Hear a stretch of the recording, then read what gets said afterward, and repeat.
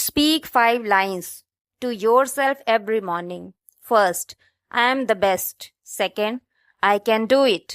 Third, God is always with me. Fourth, I am a winner. Fifth, today is my day. जी हाँ दोस्तों, ये 5 प्रभावशाली पंक्तियां doctor APJ Abdul Kalam जी की हैं।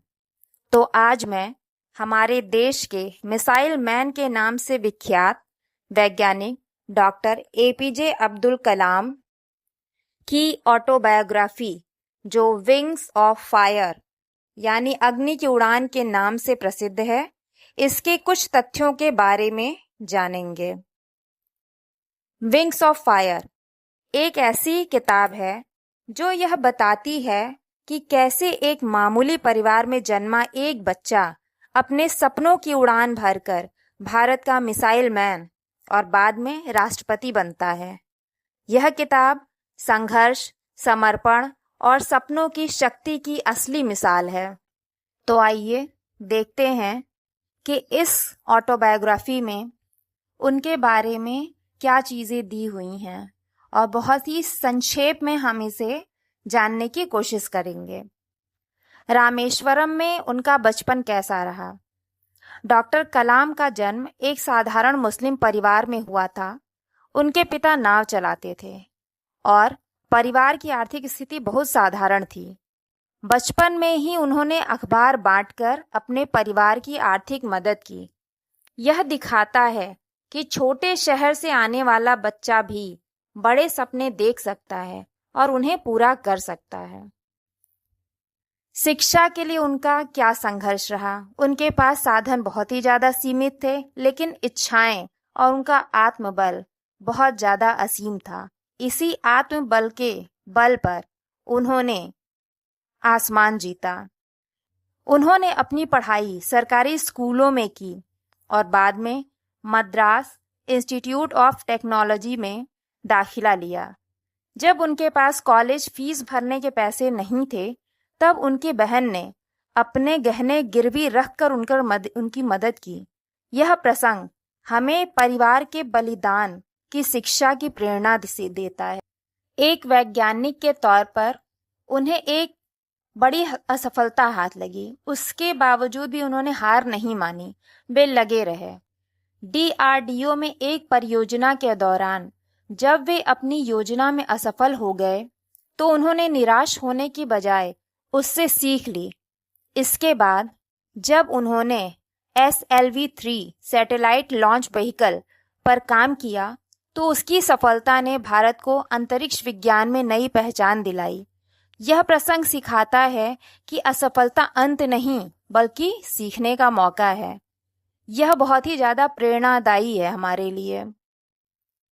अब देखिए, उन्हें जो है तुरंत कोई भी पद नहीं मिला। उन्होंने काफी संघर्ष किया, लेकिन उन्होंने अपने लक्ष्य को नहीं छोड़ा। वे निरंतर लगे रहे। एक बार उन्हें वायुसेना के पायलट चयन में अंतिम चरण में बाहर कर दिया गया। वे बहुत दुखी हुए, लेकिन उन्होंने इसे अपने जीवन का अंत नहीं माना। उन्होंने वैज्ञानिक बनने का रास्ता चुना और वही उनके जीवन का सबसे बड़ा मोड़ साबित हुआ। इस घटना से हमें ये प्रेरणा मिलती है कि हर ना में कोई न कोई राह छुपी होती है। बस उसे उस राह को देखने वाली आंखें चाहिए, वैसी नजर चाहिए। और अपनी हार में हम सफलता कैसे ग्रहण करें, इसकी स्पिरिट होनी चाहिए। और जैसा कि हम सब लोग जानते हैं कि उन्हें विद्यार्थियों से और युवाओं से बहुत ज़्यादा लगाव था। वो युवाओं को और बच्चों को इस देश का भविष्य मानते थे। छोटे बच्चों को तो वे छोटे छोटे वैज्ञानिक के रूप में स्वीकार करते थे और उनका कहना था कि ये जो छोटे बच्चे हैं, ये जिस तरीके से चीज़ें ढूंढते हैं, इतना प्रयास तो बड़े बड़े वैज्ञानिक भी नहीं करते हैं। तो ये जो छोटे बच्चे हैं, ये बच्चे नहीं हैं, ये छोटे छोटे वैज्ञानिक हैं और आगे जाकर यही भारत का भविष्य बनेंगे। डॉक्टर कलाम हमेशा छात्रों और युवाओं से जुड़े रहते थे। उन्होंने बार बार कहा कि युवा ही देश का भविष्य हैं। राष्ट्रपति बनने के बाद भी वे कॉलेजों, स्कूलों में जाकर युवाओं से संवाद करते रहे। उनका जीवन खुद एक प्रेरणा स्रोत है कि किस तरह विनम्रता और ज्ञान से नेतृत्व किया जाता है। इन प्रेरक प्रसंगों से यह स्पष्ट होता है कि डॉक्टर एपीजे अब्दुल कलाम का जीवन संघर्ष, अनुशासन, आत्मविश्वास और देशभक्ति का प्रतीक रहा है। अब आइए थोड़ा शॉर्ट डिस्क्रिप्शन देते हैं कि एपीजे अब्दुल कलाम के व्यक्तित्व की क्या विशेषताएं थी। विंग्स ऑफ फायर पढ़ने के बाद हम किस नतीजे पर पहुंचते हैं और इससे जो है हमें उनकी एक पर्सनालिटी में क्या क्या चीज़ों की झलक मिलती है।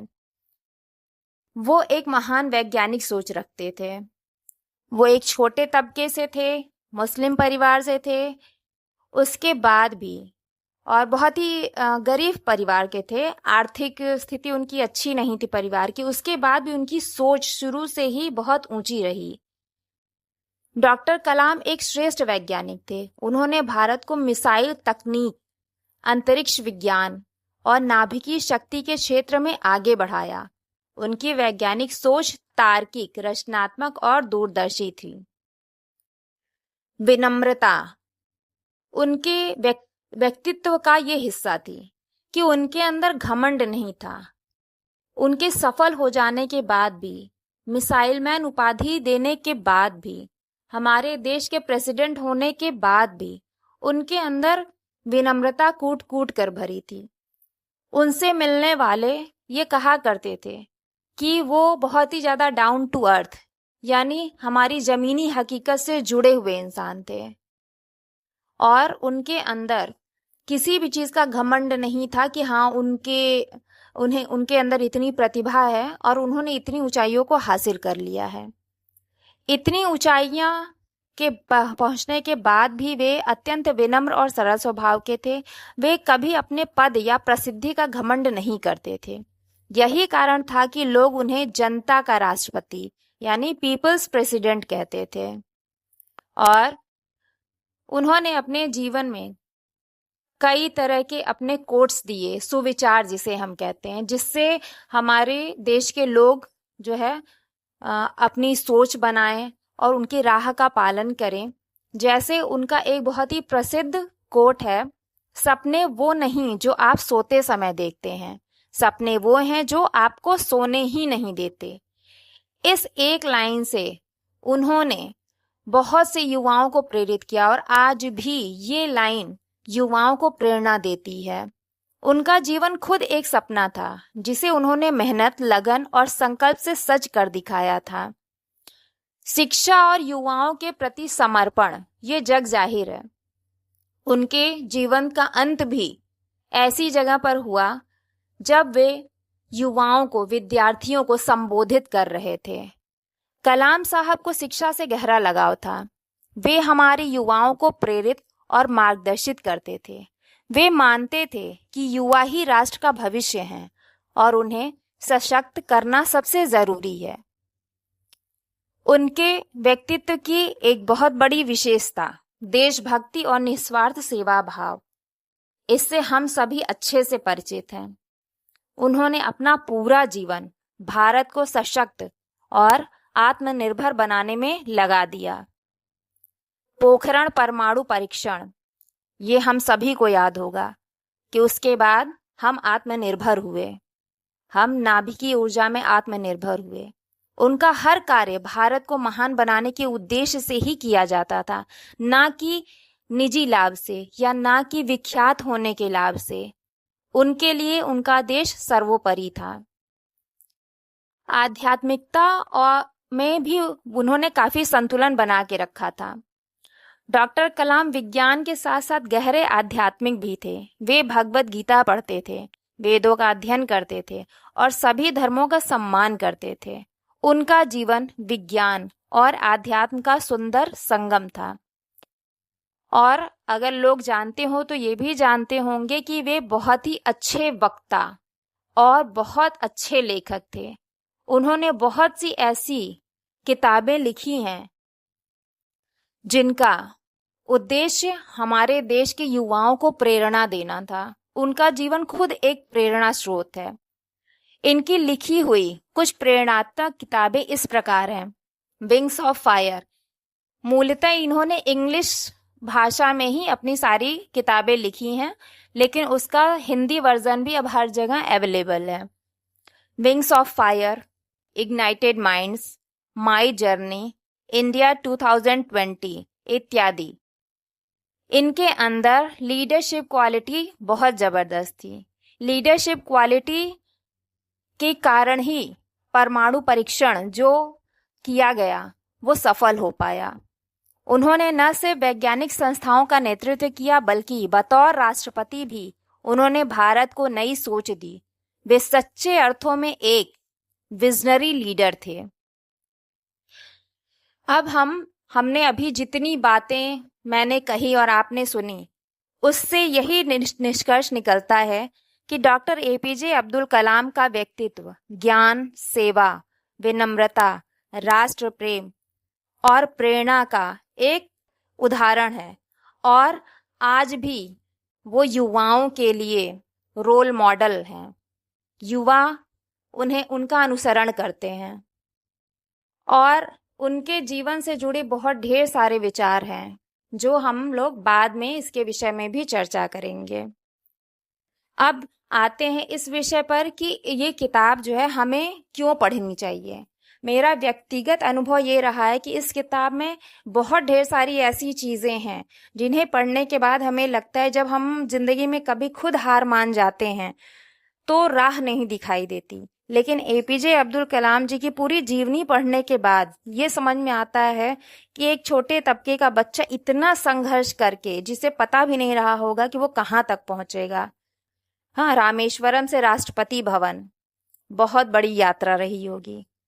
तो इस किताब के जरिए हम इतनी बड़ी यात्रा को बहुत ही आसानी से अनुभव कर पाएंगे। यह किताब आपको बताती है कि कठिन परिस्थितियों में भी एक महान भविष्य की नींव बन सकती है। यह युवाओं को सपने देखने, लक्ष्य तय करने और मेहनत करने की प्रेरणा देती है। यह आत्मविश्वास, वैज्ञानिक सोच और देशभक्ति की भावना से भर देती है। तो मैं आप लोगों को ये सलाह दूंगी कि आप लोग अपने जीवन में एक बार इस किताब का अध्ययन जरूर करें। आज के लिए श्रोतागणों बस इतना ही। मिलते हैं कुछ नई चीजों के साथ अगले अंक में। धन्यवाद।